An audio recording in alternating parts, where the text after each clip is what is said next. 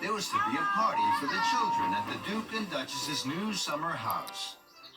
All the engines were very excited and very busy. Thomas chuffed cheerfully into the docks. James and Henry were passing through. Good morning, James. Good morning, Henry. Where are you puffing to? I'm taking these straw bales to the summer house for the children to climb on. I'm taking wood to make a stage for the children's show and barrels of lemonade to drink. How wonderful. I'll see you later at the summer house.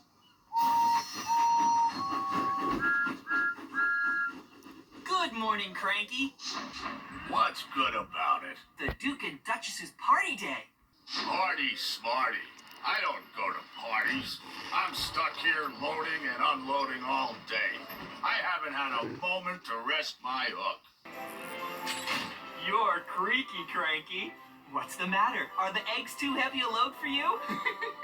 No, they're not too heavy for me. They're light as fluff. You're not strong enough to pull anything heavier than fluff, Tiny Thomas. That's why Henry and James have the heavy loads. Now, Thomas didn't like Cranky's joke.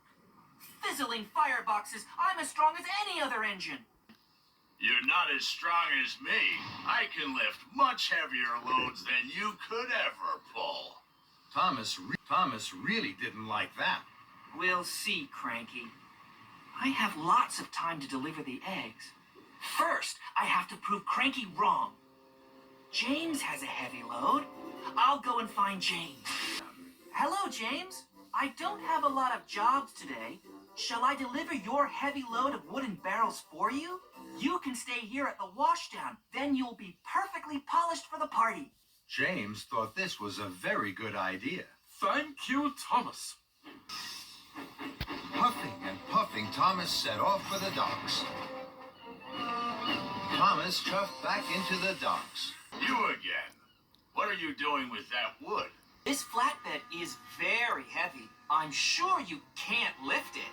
Cranky looked at the flatbed of wood and barrels.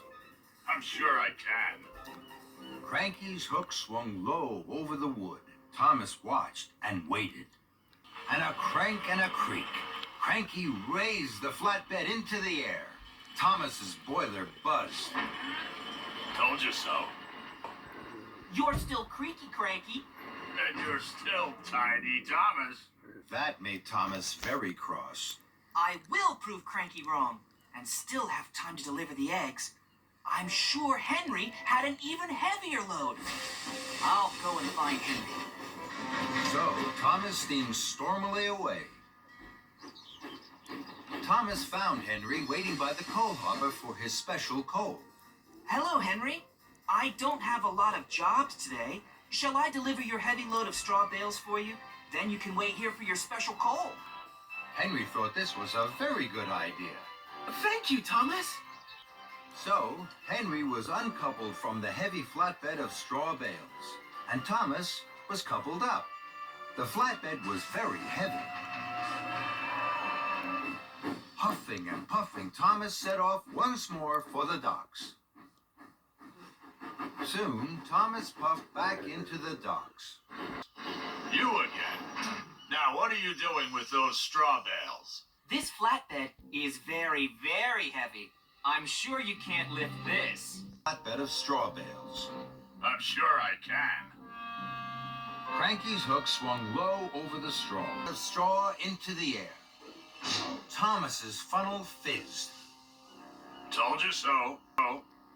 You're still creaky, Cranky. And you're still Tiny Thomas. That made Thomas even crosser.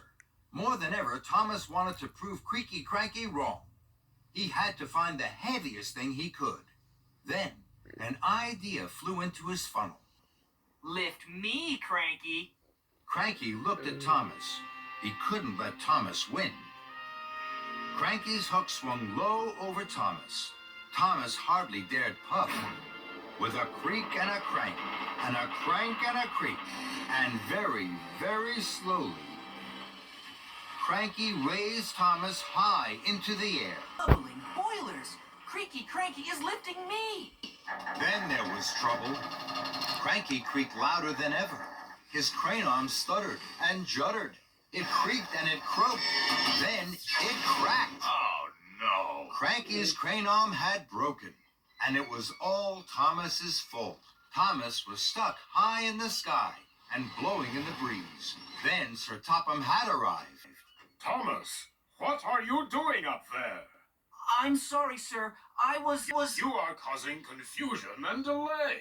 The Duke and Duchess have no wood, straw bales, or eggs. Now I see you have them all here. Cranky is broken, and you, Thomas, think it's a good time to try being a bird. The Duke and Duchess are waiting. Thomas felt very silly. Then Sir Topham Hatt looked at Cranky. And you're as silly as Thomas. Cranky crumpled. The shame to be as silly as a steamy. Soon, a workman had climbed up Cranky, slowly with a jolt and a judder. Just as Spencer arrived. Dear, oh dear, Thomas, what a mess. Little engines can get into very big trouble. Thomas felt even sillier in front of Spencer, but he knew now that being strong was only good if you were also really useful. And he had to be really useful. You're very strong and can pull much heavier loads than me. Will you take the wood, the straw bales, and the eggs to the summer house for me, please? It's my fault that Cranky is broken. I must put everything right as quickly as I can. Very well.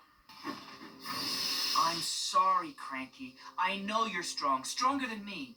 I'll be back soon with the right parts to fix you. Then Thomas pumped his pistons and puffed out of the docks. Thomas whooshed like the wind all the way to the steamworks.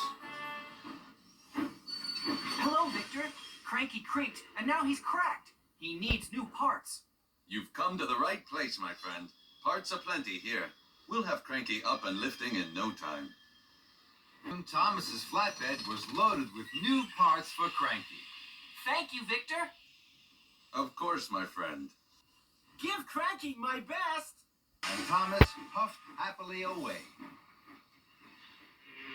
Thomas puffed into the docks with his heavy flatbed. Cranky was still looking crumpled. Here you are, Cranky. We'll have you fixed in no time.